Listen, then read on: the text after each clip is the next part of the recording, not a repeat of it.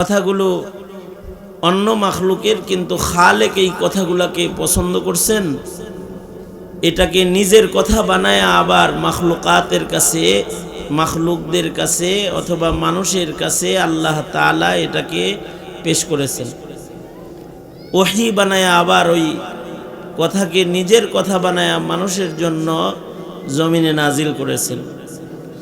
যেমন হযরত লুকমান আলাইহিস সালামের কিছু কথা যা উনি ওনার সন্তানদেরকে বলেছিলেন, নসিহত করেছিলেন, কথাগুলো মূলত লুকমান আলাইহিস সালামের মুখের নসিহত কথা। আল্লাহ তাআলা এই কথাগুলোকে পছন্দ করে নিজের কথা বানাইছেন।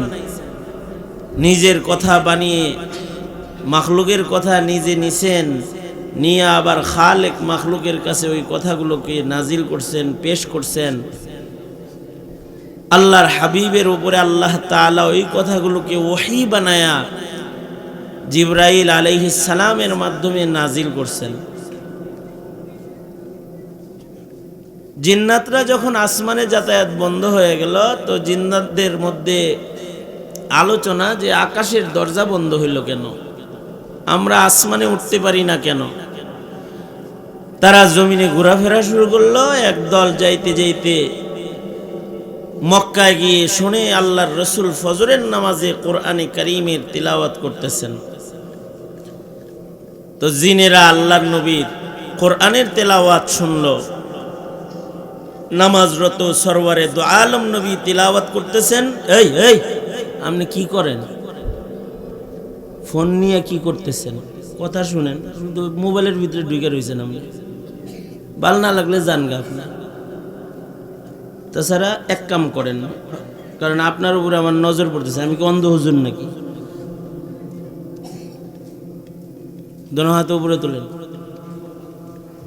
নাড়াচাড়া দেন, হাত নামান। এই যেমন আমার দিকে ছিলেন, ওইরকম আমার দিকে থাকেন। আর এক কাম করেন, বয়ান শুনেন, বাস খালাস। ইউটিউবে মেশিনে বহুত বয়ান আছে, ওগুলোতে আপনারা এই সরাসরি শুই না যে সওয়াবটা পাইবেন, সেই সওয়াব পাবেন না। কমাস কম আল্লাহ তাআলা যেহেতু বসাইছে, তো কিছু কথা শুনতে থাকেন। আমরাও খুব ব্যস্ত, এত ব্যস্ততার ভেতর দিয়ে সব ধরনের সমস্যা সব কিছুকে কোরবানি দিয়ে বসে আপনাদের সামনে কথা বলতেছি। আপনি কদর করতে হইব না?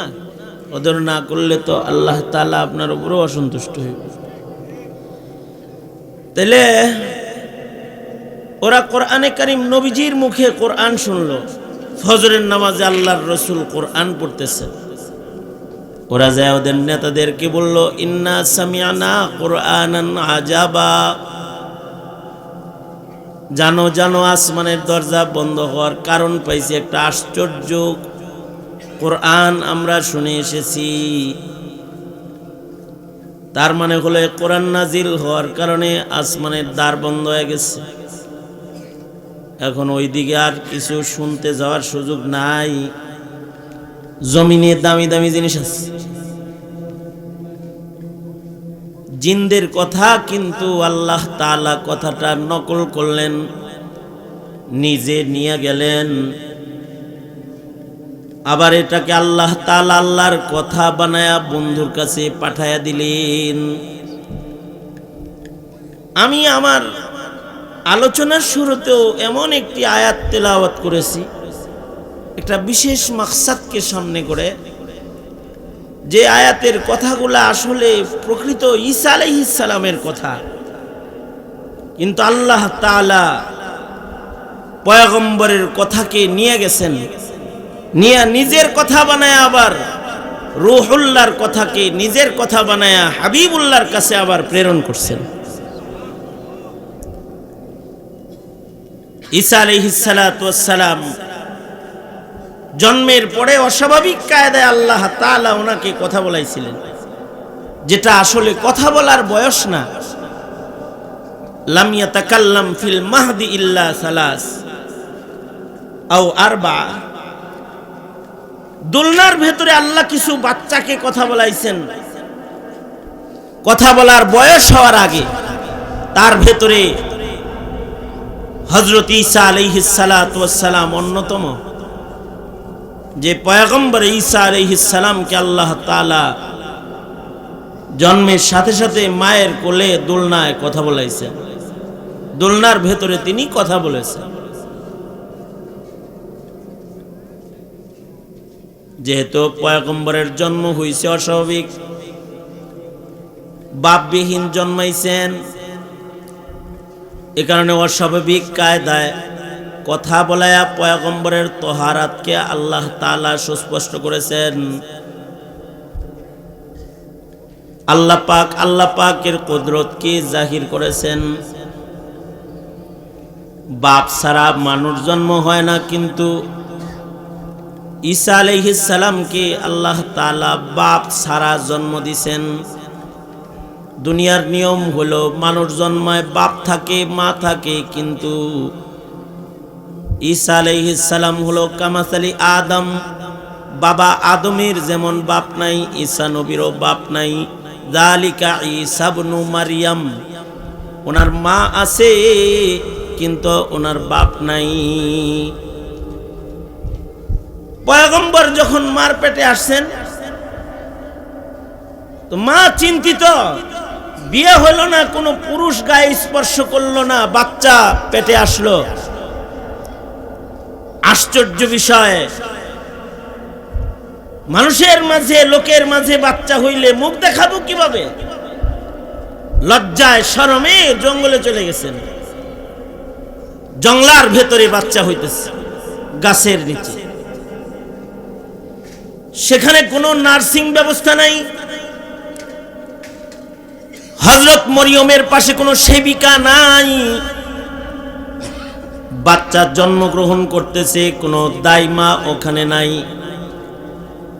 দাদি নানি নাই বাচ্চা রিসিভ করার মতো। শুধু হযরত মরিয়ম বাচ্চা প্রসব করতেছেন। আর এই জন্মের সময়ে কেউ পাশে নাই, কিন্তু একজন সালামতির চাদর দিয়া হযরত মরিয়মকে ঢেকে রেখেছেন, তিনি হলেন আল্লাহ। কেউ নাই কিন্তু আল্লাহ আছেন। জন্মের দিনে তাকে আল্লাহ তাআলা সালামতি দিতেছেন। কোনো মানুষ লাগে না, কোনো দাইমা লাগে না, কিন্তু আজব ভাবে এত সহজ একটা জন্ম আল্লাহ তাআলা পয়গম্বর ঈসাকে দান করেছেন যে হযরত মরিয়ম টেরও পায় নাই যে বাচ্চা হইতেছে। আসানির সাথে ঈসা আলাইহিস সালাতু ওয়াস সালাম দুনিয়াতে আগমন করলেন। তিনি বলেন, সালামতি আমার জন্মের দিনে, সালামতি আমার মৃত্যুর দিনে, সালামতি হক আমার হাসরের দিনে। হযরত ঈসা আলাইহিস সালাতু ওয়াস সালাম মানুষের কাছে এটা বলতেছিলেন, জানো জানো আমি কে? আমি আল্লাহর বান্দা, আমি মরিয়মের ছেলে। ইন্নী আব্দুল্লাহ যালিকা ঈসা ইবনু মারইয়াম, মরিয়মের ছেলে, আল্লাহর গোলাম। সাধারণভাবে তোমাদের মতো সাধারণ মানুষ আমি না। আমাকে আল্লাহ তাআলা আসমানি কিতাব দান করেছেন এবং আমাকে নবী বানাইছেন। এই কারণে আমি অস্বাভাবিক কথা কইতেছি। দেখো না, বাচ্চায় কথা কয় না, কিন্তু আমি কথা কই। আমাকে আল্লাহ বরকতওয়ালা বানাইছে। আমি মায়ের বাধ্য সন্তান। তোমাদের ইবাদতের শিক্ষক হয়ে আমি এসেছি, আদেশ করব যা এটা মানবা। নামাজ পড়তে বলবো পড়বা, যাকাত দিতে কমু যে দিবা, রোজা রাখতে কমু রাখবা, ইবাদত করতে কমু করবা। কারণ আমাকে আল্লাহ তাআলা মুআল্লিম বানায় পাঠাইছে। অস্বাভাবিক কায়দায় মায়ের কোল থেকে কথা বলতেছেন আর সালামতি হইতেছে। জন্মের দিনে ওনার সালামতি, ওনার মৃত্যুর দিনেও সালামতি। এ কারণে দুশমনরা ওনারে শুলিতে চড়াইয়া মারতে পারে নাই। দুশমনরা গেছিল পয়গম্বরকে হত্যা করবে, শুলিতে চড়াইবে, কিন্তু আল্লাহ তাআলা সালামতি দিয়ে দিলেন। পয়গম্বরকে আকাশে চতুর্থ আসমানে নিয়ে গেলেন। এ কারণে পয়গম্বর ঈসা আলাইহিস সালাম সম্পর্কে বড় বড় তিন আকীদা। একটা আকীদা বাপ ছাড়া জন্ম, আর একটা আকীদা হলো মরেন নাই, উনি জীবিত, আসমানে উঠে গেছেন, আল্লাহ তাআলা আসমানে নিয়েছেন, স্বাভাবিক কায়দায় আসমানে জীবন যাপন করতেছেন। 3 নাম্বার আকীদা নুজুল ঈসা, আকাশ থেকে আবার অবতরণ করবেন, অবতরণ করে বড় সালামতির জায়গায় সালামতির মরণ মরবেন। ওনার মৃত্যুর দিনেও সালামতি, আসমান থেকে নামবেন দামেস্কের জামে মসজিদের ছাদের উপরে, দাজ্জালকে কতল করবেন, সালামতির শ্রেষ্ঠ জমিন মদিনায় ঢুকবেন এবং মদিনাতুল মুনাওয়ারাতে স্বাভাবিক কায়দায় তিনি ইন্তেকাল করবেন। সবচেয়ে দামি মাটি, দামি জমিনে তিনি দাফন হইবেন। কি হইছে, দুষ্ট হইছে?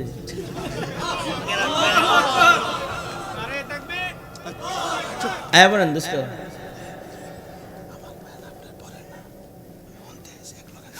আচ্ছা ঠিক আছে, ঠিক আছে, তারা ইয়ে নেই বয়ান, না তাহলে বয়ান বন্ধ, বয়ান হবে না।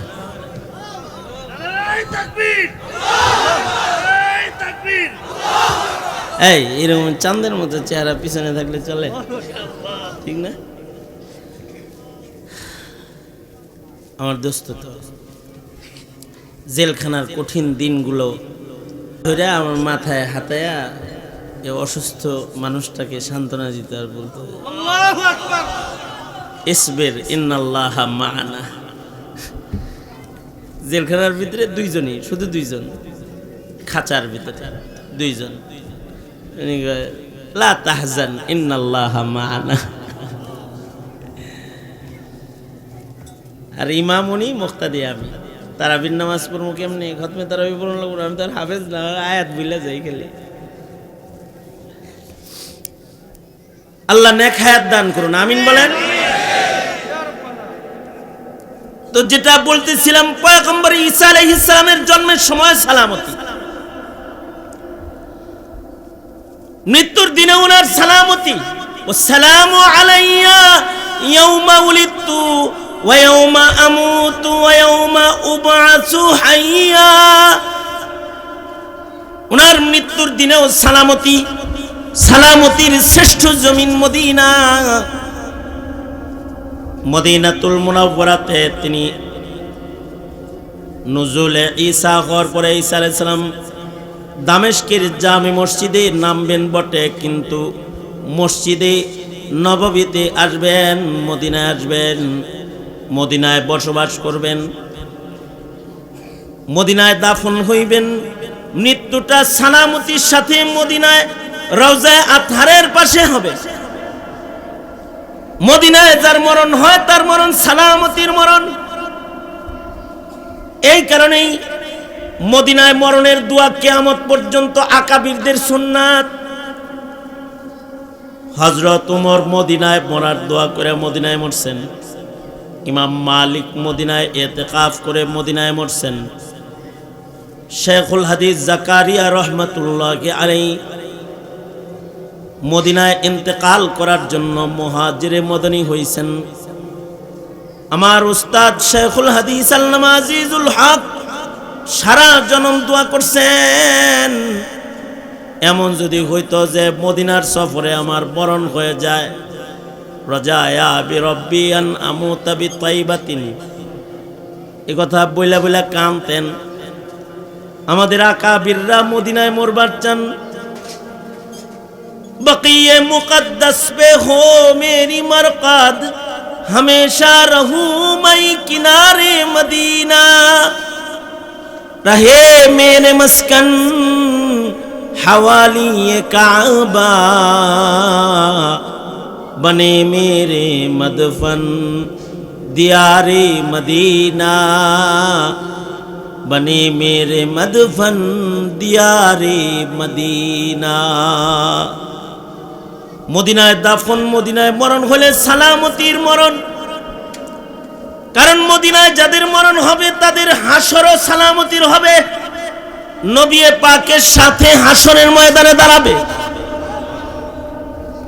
নবীদের জামাতের ভেতরে পয়গম্বর ঈসা আলাইহিস সালাতু ওয়াস সালাম নবীজির সাথে হাসর হবে পাশাপাশি।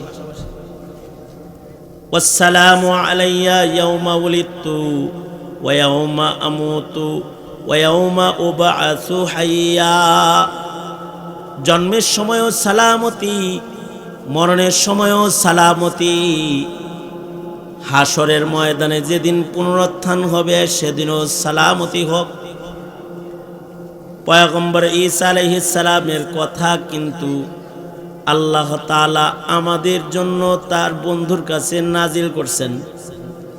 আমরাও যেন জন্মের সালামতি চাই, আমরাও যেন মৃত্যুর সালামতি আল্লাহর কাছে চাই, আমরাও যেন হাসরে সালামতির সাথে আল্লাহর সামনে দাঁড়ানোর দোয়ায় লেগে যাই।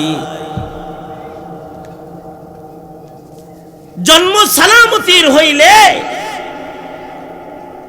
নার্সিং ব্যবস্থা ভালো লাগে না, দাইমা ভালো লাগে না, ভালো জায়গায় বাচ্চা হওয়া লাগে না, কুড়ে ঘরে বাচ্চা হয়, ফুটফুটে সুস্থ সুন্দর দেহে বাচ্চাটা দুনিয়ার মাটিতে এসে যায়। আর যদি জন্মের দিনে সালামতি না হয়, এলিজাবেথ হাসপাতালেও যদি হয়, বাচ্চাটা টেরা হয়, লুলা হয়, আতুর হয় অথবা মৃত জন্মায়। এ কারণে পয়গম্বরের তালিম হলো যাদের মহিলার বাচ্চা হওয়ার সময় আসবে অথবা যারা বাপ হওয়ার সময় কাছাকাছি চলে আসবে তখন আল্লাহর সাথে যোগাযোগ বাড়ায় দিবে। বাপেরা বাচ্চা হওয়ার আগে আল্লাহকে বলবে, ওগো আল্লাহ একটা বাচ্চা দিতেছেন, এটা সালামতির সাথে দিবেন। মায়েরা দোয়া করবে, ওগো আল্লাহ আমাকে আপনি একটা বাচ্চা দিতেছেন তো সালামতির সাথে দিবেন। ঈসা আলাইহিস সালামের সালামতির সাথে জন্ম হইছে। নার্স নাই, ডাক্তার নাই, দাইমা নাই, আরামে চলে আইছে। শুধু বাচ্চা সালামত তা না, বাচ্চার মাও সালামত। পাকা খেজুর উপর থেকে জর্জর করে নিচে পড়তেছে আর মায় খাইবার লাগছে। পাথর থেকে ঝর্ণা প্রবাহিত হয়েছে, ঠান্ডা পানি পান করতেছে, সালামতি। আর যদি সালামতি না হয় তাহলে গাইনি ডাক্তার যদি 1 ডজন পাশেও দাঁড়ায় রয়, পেট কাইটা নিরাপদে বেরোয়ার জন্য, যেন বাচ্চা কষ্ট না পায়, নিরাপদে যদি সিজার করেও বাইর করবার চায় তো সালামতি না থাকলে মরা বাইর হয়ে যায়।